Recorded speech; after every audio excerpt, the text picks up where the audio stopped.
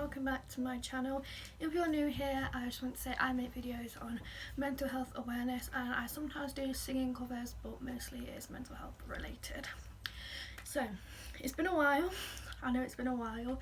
It's been like 6 months. Has it been that long? I don't know, but yeah, it's been a few months since I last did a video.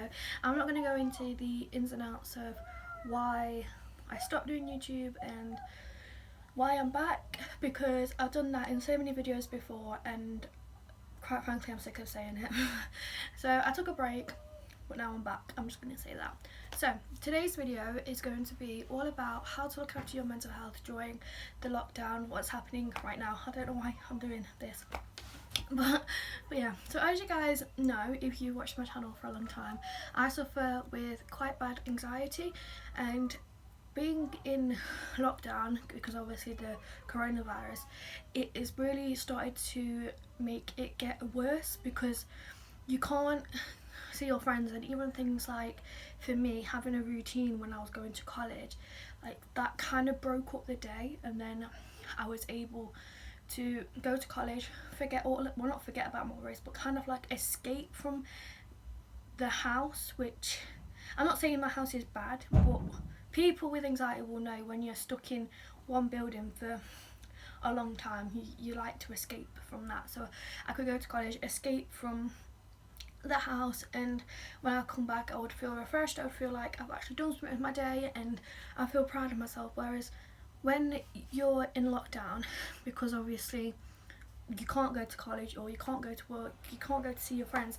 it's much more difficult because you're kind of confined to that space. And even though for a while it'll be fine because everyone has days where obviously they stay inside, but when it becomes more consistent, and I think we've been on lockdown for like 6 weeks, something like that, I haven't really been keeping count, but when it's over and over again, you start to feel trapped, like there's never gonna be a light at the end of the tunnel and you're never gonna be able to get out.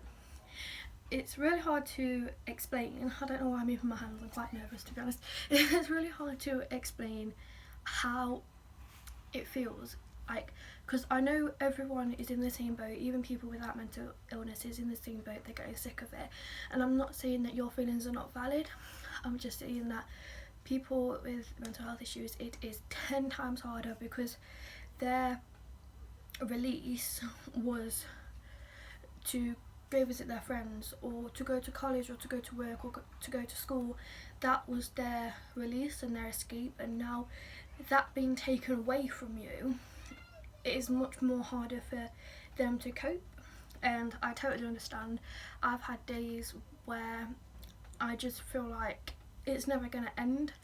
I feel frustrated and fed up, and I honestly just want to see everything go back to normal, because even little things like going to the shop now, I mean, you can still go to the shop for obviously your essentials and get out every day, but even going to the shop is more pressure because you feel anxious because you have to wait in a queue, and then you have to wait with all these other people, and then you have to go in, and then you feel like you have to be quick, so then you can't really feel calm whilst you're doing it because you feel like you just have to get out there and get your stuff and that's it.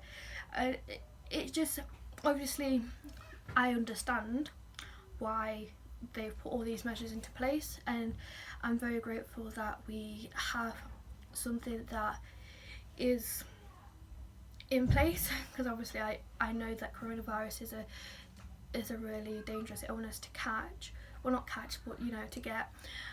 But it's, part of me thinks that they haven't really thought about people with mental health as much as they would, like they could have thought about people with mental health, because all the mental health services that I know, like even Childline and things like that, I used to go on the Childline app and the Childline website when I was struggling, but I can't do that because they've only got phone calls, and for me phone calls is much more difficult. I would rather text than have a phone call because I don't know, I just get more nervous when I'm on a phone call. And then you've got obviously the proper mental health services like CAMHS and stuff like that. They can't do face-to-face appointments, which for a lot of people, talking on the phone is not really going to help that much. Like, especially with me, I know that if I talk on the phone to someone about how I'm feeling, yeah, it helps a little, but it's not really getting that emotion out. But then if you talk face to face, I don't know why, but it just, for me, it seems to help a lot more. So I'm going to talk about now things that you can do to help yourself in lockdown with your mental health. So number one is make sure you go out for your daily exercise every day. And I don't mean exercise by running if you don't want to run or anything. I mean, look at me, I clearly don't do a lot of exercise, but exercise can be just like walking, going out for a walk, going to the shop. Like I'm trying to nip out for a walk, even if it's just 10 minutes, like getting out of the house, because you have to kind of like get ready, then you feel more normal. Well, I don't know if everyone else, but I feel more normal once I've got ready, and then I go out the house, have a walk for a little bit, come back, and then you feel like you've accomplished something, so then you will still feel proud of yourself. You know what I mean? And even on those days where, I know some days if people are struggling with their mental health, you will find it impossible to leave the house, go in your front garden or go in the back garden, and at least you're still getting some fresh air. Even if you're not leaving the house, that little bit of fresh air in the front or back garden can do you wonders when it comes to this lockdown, because you don't feel like you're confined into that little space. So the second thing I'm going to say that has helped me, I don't know if you can hear that banging, but every time I try to film, so something has to happen. Anyway, so the second thing that I'm going to suggest is to keep doing like things that you enjoy. So for me, it would be singing or arts and crafts, because I used to always do this when I was little. Well, not little, but I kind of fallen out of doing arts and crafts. But I have made a new scrapbook, and I put in all my happy memories in there, and I don't know, every time I look at it, it just makes me feel like, yeah, that was a good time, and it makes me feel more positive about the future. So I would highly suggest you doing that as well. Now, the third thing is to keep in touch with your family and friends. I know you can't go and physically see them, but there's video chat and obviously phone calls and social media and text and everything like that. And even though you're not actually seeing them, me and my friends, we video chat quite often, and it just helps a little bit, because you feel like you're still seeing them and you're still like catching up with them, and you don't feel alone, and it's more like easier to cope if you feel like you're not alone. So the last the last tip I am going to give you guys is to make sure that you spend at least an hour a day outside of your bedroom. Now, people are probably wondering why I'm saying this, but if you're anything like me, when you're in the house and when you're feeling like shit, let's just say it, you confine yourself to your bedroom.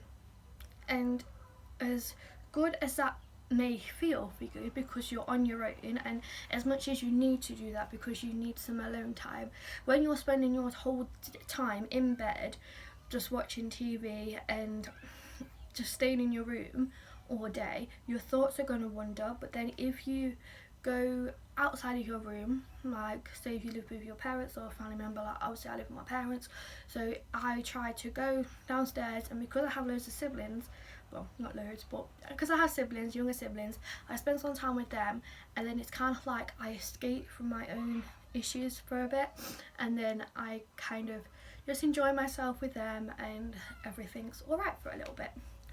So I hope you enjoyed this video. Please make sure to give it a big thumbs up and comment down below of some videos you would like me to film, and also click that subscribe button if you haven't already. And yeah, I will see you in my next video. Bye.